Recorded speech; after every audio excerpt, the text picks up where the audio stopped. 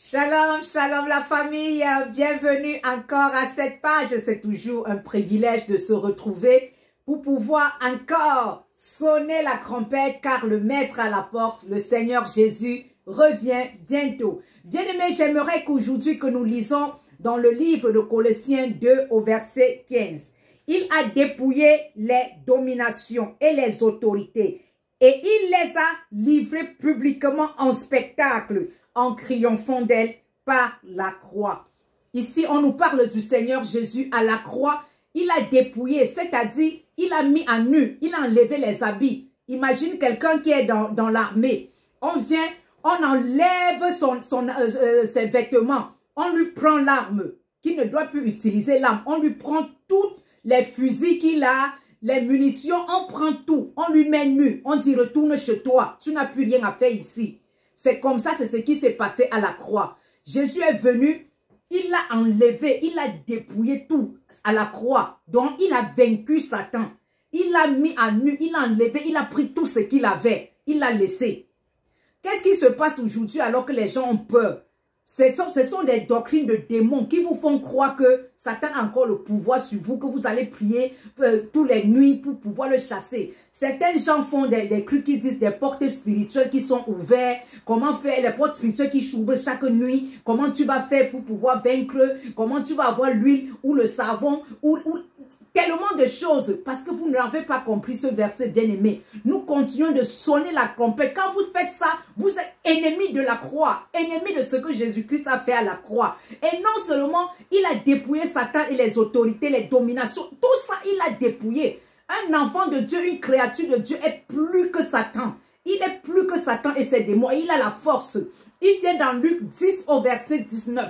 La parole nous dit qu'il nous a donné le pouvoir, l'autorité de marcher sur les serpents et les scorpions et sur toute puissance de l'ennemi et rien ne pourra le nuire. C'est-à-dire, même si tu vois quelqu'un qui n'a même pas encore Christ, qui a les démons, tu peux prier, prendre autorité, tu chasses les démons. Qu'est-ce qui fait que tu ne parviens pas? C'est le manque de connaissance. Quand tu n'as pas la connaissance de qui est le Dieu que tu sais, la connaissance du mode opératoire du Seigneur, c'est pour ça que tu as peur. Non seulement il a fait encore ça, il nous a cachés. Colossiens croix. Nous sommes cachés en Christ Jésus. Un chrétien ne doit pas avoir peur. Des choses qu'on va dire, viens écouter ce que le sataniste fait. Le sataniste raconte sa vie passée pour que tu puisses connaître comment l'ennemi opère. Nous, on s'en fout de cela. Parce qu'on a un Dieu qui a vaincu et qui s'est assis à la droite de Dieu le Père. Jésus a déjà vaincu tout cela. Connais ton identité, sache qui tu es. Ne perds plus ton temps dans ces choses. Passe le temps dans l'adoration, louer le Seigneur, le célébrer, l'élever. Et tu verras sa gloire. Cessons d'être ignorants. L'ignorance dans le monde spirituel, on ne te connaît pas. Quand tu es ignorant dans le monde spirituel, c'est comme ça que tu es secoué de tout vent de doctrine. Il faut avoir la connaissance.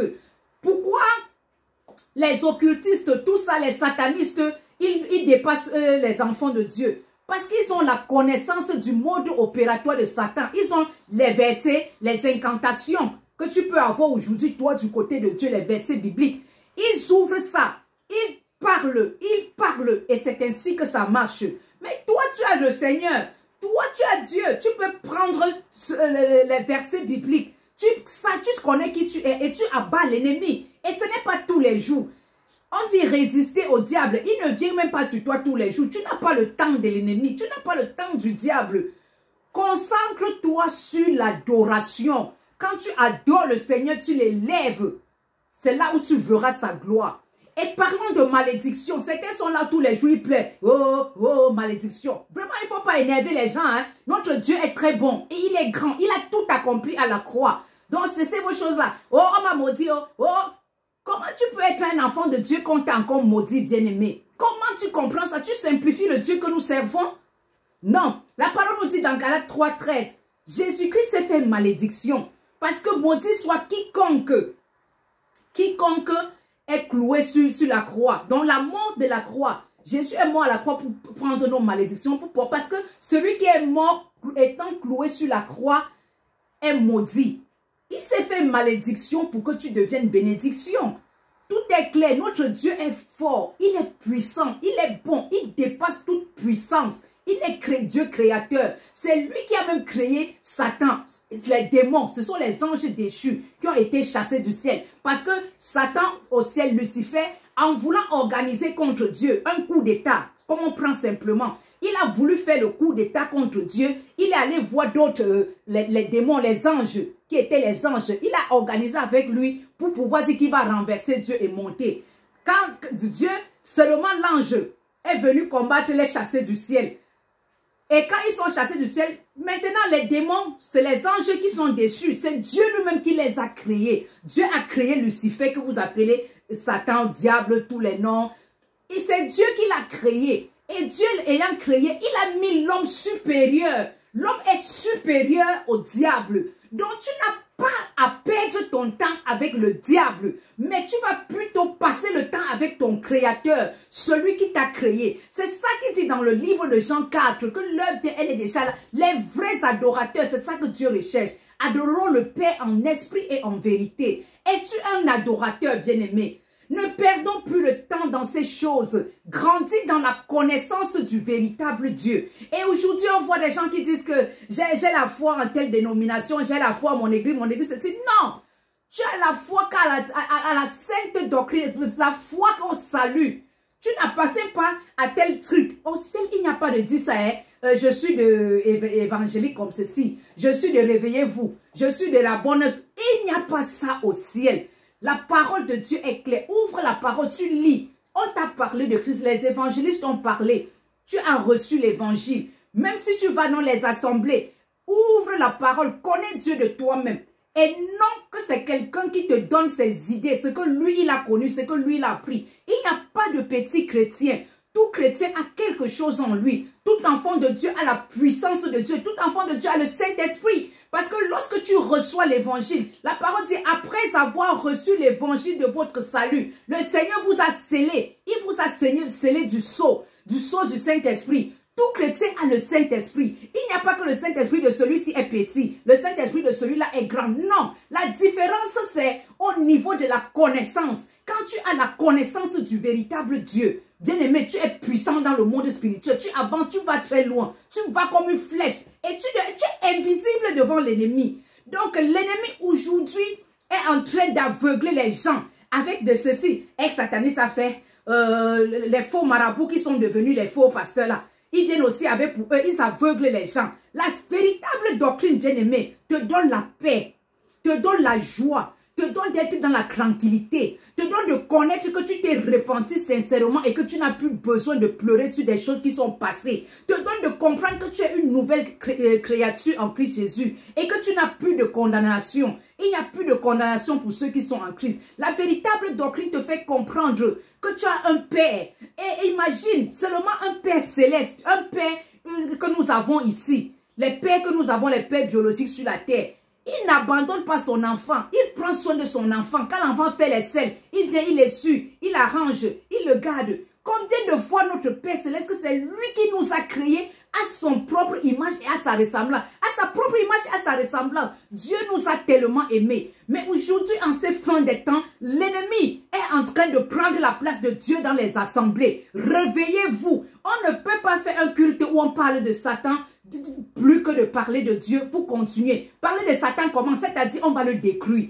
Mais ce n'est pas tous les jours. C'est pas tous les jours. Tous les jours, on est là. Satan, envoyez le feu, envoyez le feu. Faites ceci. Allez bâtir l'hôtel. Où on parle du matériel. Jésus n'est pas venu pour le matériel. C'est en travaillant que tu as le matériel. Bien-aimés, réveillons-vous. Réveillez-vous. Nous sommes à la fin de temps. Réveillons-nous. Connais Dieu de toi-même avec ta propre connaissance. Avec tes propres recherches de la parole de Dieu.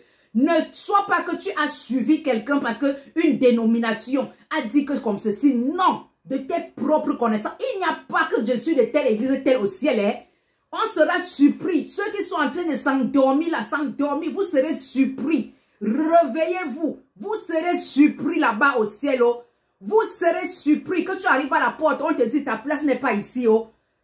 La saine doctrine, c'est la parole là, c'est la parole. Vérifie les écritures comme les chrétiens de Béret. Est-ce que ce qu'on me dit, c'est ça? Et si ce n'est pas ça, rejette Rejette les fausses doctrines. Rejette ce qui n'est pas de Jésus. Jésus veut que tu restes dans la saine doctrine. Ceux qui ne sont pas venus avec le feu étranger, c'est ce que le Seigneur recherche. Et le Seigneur recherche des personnes qui passent le temps avec lui. Plus de temps avec lui que plus de temps avec celui-là que plusieurs combattent. Il a déjà été vaincu à la croix. Il a déjà été dépouillé. Pour quand ils viennent un peu rôder autour de toi, là, tu as la puissance quand on te donne Luc 10, 19. Tu t'appuies sur ça. Et le chrétien, ça doit grandir dans la connaissance et manifester les dons spirituels. Si tu es chrétien, tu fais des années, tu ne manifestes aucun don spirituel, il faut te poser des questions. Il faut te poser des questions. Tu ne peux pas être chrétien, tu ne manifestes aucun don, tu crois que tout est en train d'aller. Non, ça ne va pas. Donc l'église est malade pour ceux qui sont encore dans ces choses-là. Nous appelons ça la maladie, une gangrène, ce qui est en train de rôder. Et les gens sont toujours en train de penser, non, il faut que je la nuit, il y a telle chose que je dois faire.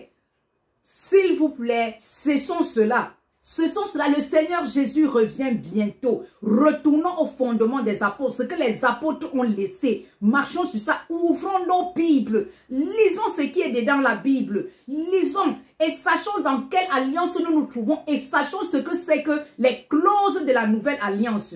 Arrêtons ça, bien-aimés. Arrêtons ça. Valorisons notre Seigneur. Élevons le Seigneur. Élevons-le plus que celui que plusieurs sont en train d'élever dans le monde. Il est dans le monde, il fait tout, il utilise les stratégies pour pouvoir prendre la place de Dieu. Mais les véritables enfants de Dieu doivent se lever. C'est ça que je dis toujours. Où sont les soldats de Jésus? Où sont les soldats du Mashiach? Levez-vous en ces fins de temps afin que la véritable évangile puisse prendre place. Afin que la véritable évangile puisse prôner que celle-là. Parce que c'est celle-là qui est en train de prendre le devant. On écoute plus cette fausse évangile, plus que la véritable. La véritable, elle est sainte.